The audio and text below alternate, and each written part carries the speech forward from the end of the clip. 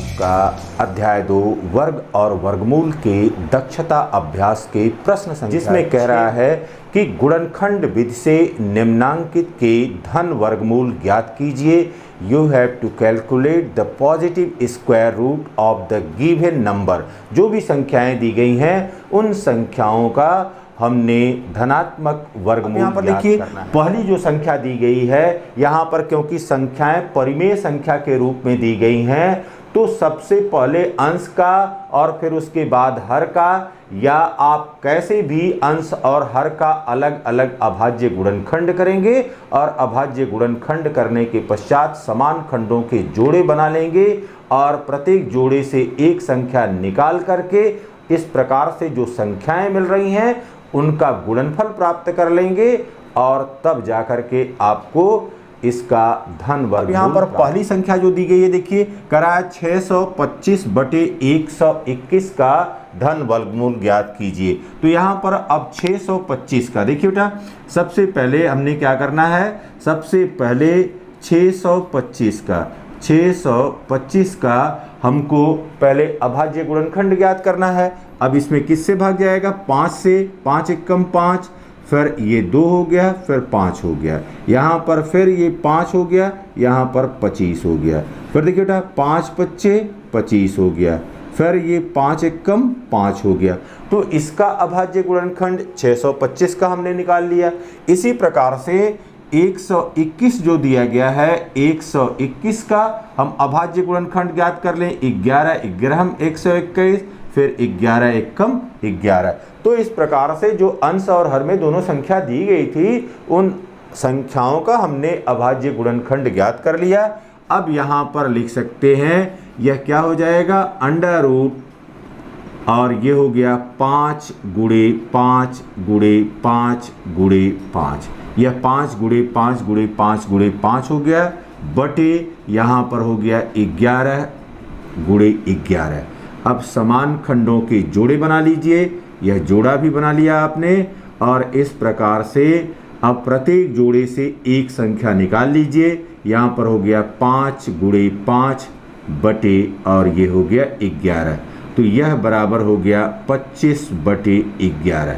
ठीक, और 25/11 आप इसको लिख सकते हैं 11 दूनी 22, 22 और 3 25, तो 2 सही 3/11।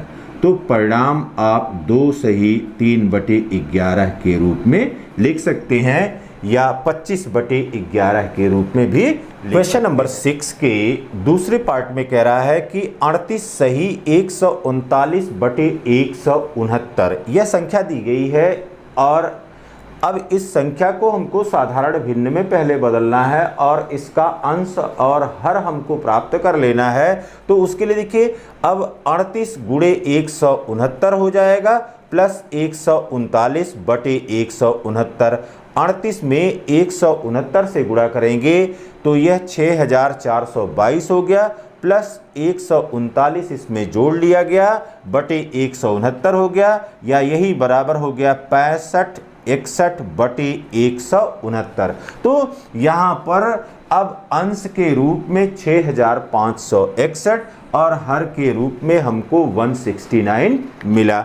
तो यहाँ पर देखिए बेटा, अब सबसे पहले जो यहाँ पर 65 और 61, 65 दिया गया है, इस 65 का सबसे पहले हमने अभाज्य गुणनखंड ज्ञात करना है। जब तो यहाँ पर इसका अभाज्य गुणनखंड हमको मिल गया। इसी प्रकार से 169, अब यहाँ पर 13, ये हो गया 13, यहाँ पर ये हो गया 13 एकम 13। तो इसका मतलब हुआ कि यह बराबर हो गया अंडर रूट, यहाँ पर अंश में देखिए, अंश में आपने कर लिया। अब हर में देखिए, हर में अब हो गया 13 गुणे 13, 13 गुणे 13। अब देखिए बाबू, इसको मिटा दे रहे हैं। यहाँ पर अब यह कितने के बराबर हो गया, यहाँ पर अब यह जोड़ा बना लीजिए। पहले यह जोड़ा बनाने की प्रक्रिया हो गई। अब यहाँ पर प्रत्येक जोड़े से एक संख्या निकाल लीजिए, 3 गुणे 3 गुणे 3 गुणे 3 बटे, और यहाँ पर हो गया 13। अब देखिए भैया, यहाँ पर 3 त्रिक 9 त्रिक 27 तिया 81, 81/13, 81 बटे 13 हो गया। अब देखिए 13 छक 78, 13 शते 91, तो कितना बार जाएगा? केवल 13 छक 78, 78 और 3 81, तो 6 सही 3। क्वेश्चन नंबर 6 के तीसरे पार्ट में कह रहा है कि 28 सही 189 बटे 289, इसका हमको धन वर्गमूल ज्ञात करना है। तो अब ये 28 गुणे 289 हो गया, अब प्लस 189 हो गया बटे 289, और यह पूरी प्रक्रिया करने के बाद हमको अंश में अंक मिल गया 8281 बटे यहाँ पर 289 के रूप में अंक मिल गया।